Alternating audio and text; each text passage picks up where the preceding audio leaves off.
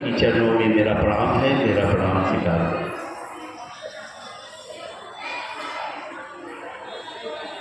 एक समय था जब हम लोग यही बालाजी मंदिर में शिव गुरु की बात करने आते थे। वो समय और आज की समय बहुत अंतर है। सारे लोग उस शिव के साथ सिर्फ सौदाबाजी करते हैं। चर्चा में भी देखिए वही बात है, भैया बेटिया के शादी हो जाए ना, एगो बड़का चर्चा करा ले। देखिए आप और हम जो भी उससे मांगते हैं, चाहे शिवरात्रि के दिन हो या सावन के महीना में जल ढालना, बस इतना ही रिश्ता, इससे ज्यादा रिश्ता नहीं है। भाई अल्लाह ने हमको कुछ दिया है, इसके बदले हम भी तो दे दिए। अब कौन सी का रिश्ता? और साहब ने बताया कि उस महादेव को अपना बना लीजिए। बस इतना ही, शिव चर्चा में और कुछ नहीं है। अपना कोई नहीं बनाता। आप गौर करके देखिए दीदी, ये हकीकत बात है। उनसे सारे जगत लिया, देवता लिया, असुर लिया, सारे लोग लिया, लेकिन उस महादेव को कोई नहीं मांगा कि सरकार आप मेरा ना हो जाइए। अभी अभी हमारे गुरु भाई बहुत कुछ बोल के गए ना, हमको कभी काल लगता है वैसे ही एक गुरु भाई है कजोड़ा का, जब उसको पहले पहले हम जोड़े ना, वो अपना पत्नी को कहता था कि तू बूझो और तू बाझो। आज जब हम पूछते हैं उसको कि तुमको के बजा दिया रे, यानी और उनका एगो गुण होने लगा शिव चर्चा में आने के बाद। किसी गरीब घर का कोई लड़की हो, उसका अगर शादी है तो वो पैसा दे देते हैं और पैसा फिर वापस नहीं मिलता। अब एक दिन उसका बीवी हमको बोल रहा है, देखिए ना भैया, ये तनख्वाह पाता है, इसको उसको दे देता है और फिर वो लौटा के नहीं देता। मैंने मुस्कुरा के कहा कि दीदी अब तो ये शिव होने लगा, अभियो दिक्कत। शिव नहीं होना चाहता है कोई, आप शिव होना चाहिएगा। घर में 4 घंटा पूछेगा काहे, या अलमारी में जो पैसा रखे हैं ना, कि इस सावन आई एगो बड़का LCD टीवी ले।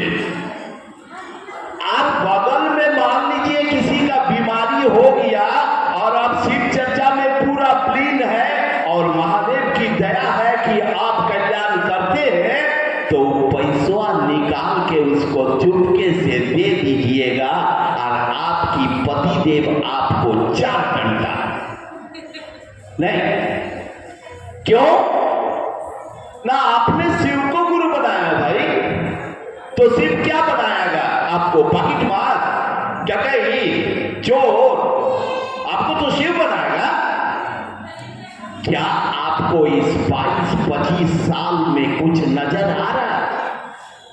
हमको तो नहीं भैया, समय नहीं खे कैसे चर्चा में जाई। आगे एक D-Mart में गुरु बना, हमारे कोट मोड़ में नीलम देवी का कार्यक्रम था, मैंने सब जगह बोला, उन लोगों ने पानी पड़ रहा था इसीलिए हम लोग नहीं गए।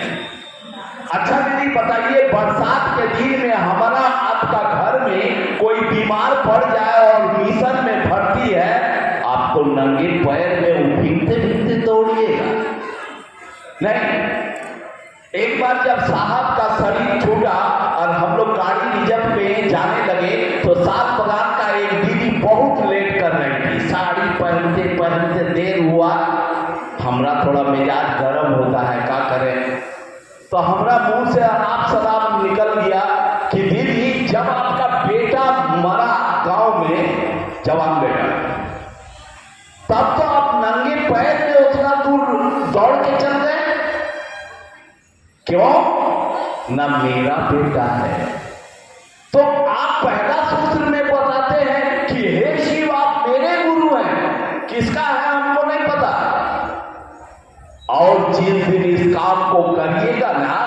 वो महादेव तो बहुत ऊंचाई का बात है, उसको छूने नहीं मिलेगा, लेकिन उसका नीचे जो भुतवा लोग है ना, वो आपका काम कर देगा। हम लोगों ने देखा आपसे भी काम हो सकता है, बशर्ते एक चीज है कि आपकी दिशा, आपके मन उस ओर चल जाए। जाता नहीं है जल्दी। अभी भले ही शिव चर्चा में आके बैठे हैं, मनवा कहीं और है। किसी को भी अगर आप समझा दिए कि शिव मेरे जीवन में गुरु है, आपके जीवन में भी गुरु हो सकते हैं, और वो आपकी बात सुनकर अगर गुरु काज करने लगा, धर लीजिए आपका शिव चर्चा सफल है।